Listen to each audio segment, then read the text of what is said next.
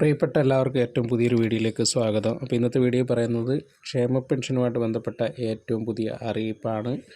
ക്ഷേമ പെൻഷൻ ഏകദേശം 3200 രൂപ വീതം, അതായത് 2 മാസത്തെ പെൻഷനാണ് ഇപ്പോൾ അനുവദിച്ചിരിക്കുന്നത്. അതിൻ്റെ വിതരണം ഇന്ന് വെള്ളിയാഴ്ച 2024 ജനുവരി 24 വെള്ളിയാഴ്ച മുതൽ തുടങ്ങുകയാണ്. ജനുവരിയിലെ ഒരു മാസത്തെ പെൻഷനും കുടിശ്ശിക പെൻഷനിൽ ഒരു മാസത്തെ പെൻഷനും അങ്ങനെ 2 മാസത്തെ പെൻഷനാണ് ലഭിക്കുക.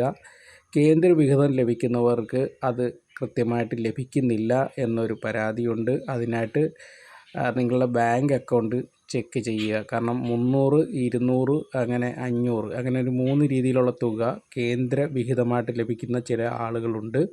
അവരാ കാര്യം ശ്രദ്ധിക്കുക. അപ്പം അതിന് ബാങ്ക് അക്കൗണ്ട് വേണം. ബാങ്ക് അക്കൗണ്ട് ആധാറുമായിട്ട് ബന്ധിപ്പിച്ചിരിക്കണം.